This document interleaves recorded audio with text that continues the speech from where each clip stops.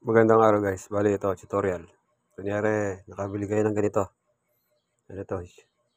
USB Wi-Fi dongle or Wi-Fi receiver to para wireless siya. Tapos ko-connect siya sa Windows 11.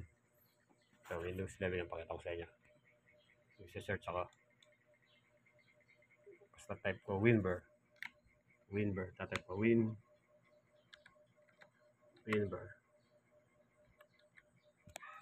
Winber. Dito.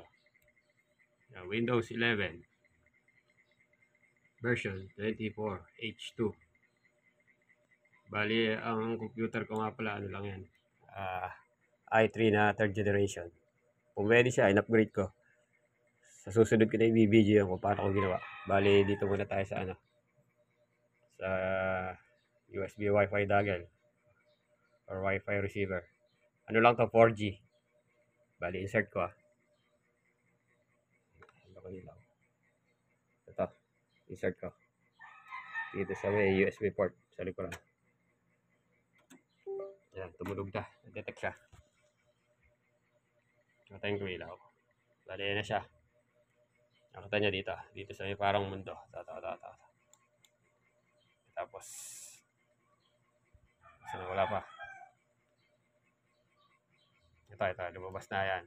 Pinutin niyo yung right arrow na to. On nyo. Pag na-on na yan, dinidetect siya. Bali, ito na yan.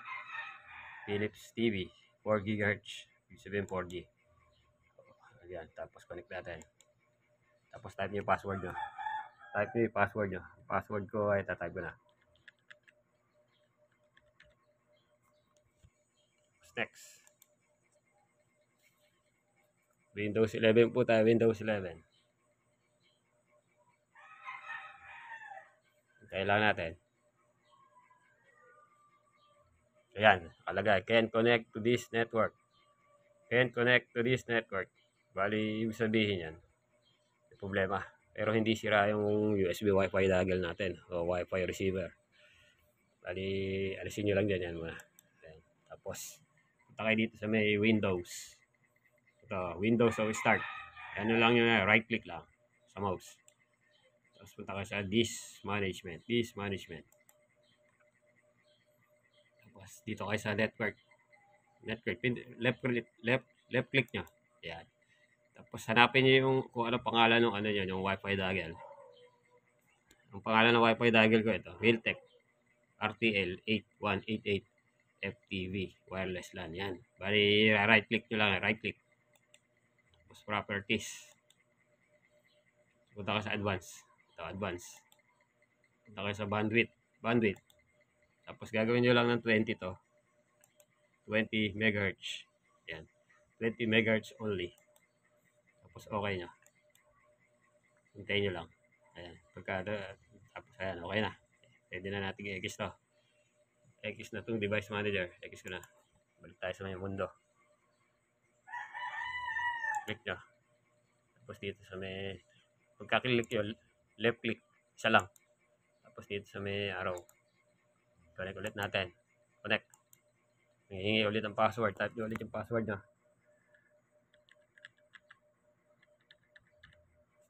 Next ka na. Kanina, ayan, connected na, secured. Ibig sabihin, okay na siya. Okay tayo mag-Google. Ayan. Pagkat ako sa inyo.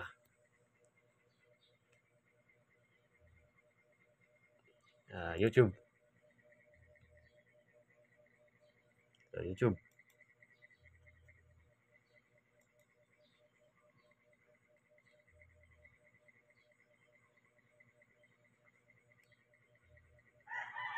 Ako, magsa-search pa. Kunyari, love song.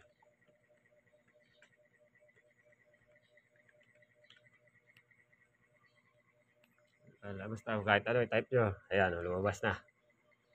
Hindi ko na anat, baka maka-copyright ako, yari ako.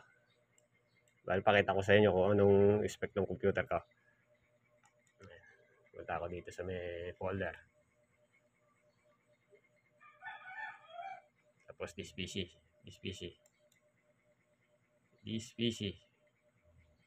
Right click nyo lang. Tapos properties.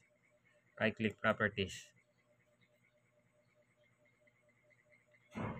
Wait lang natin.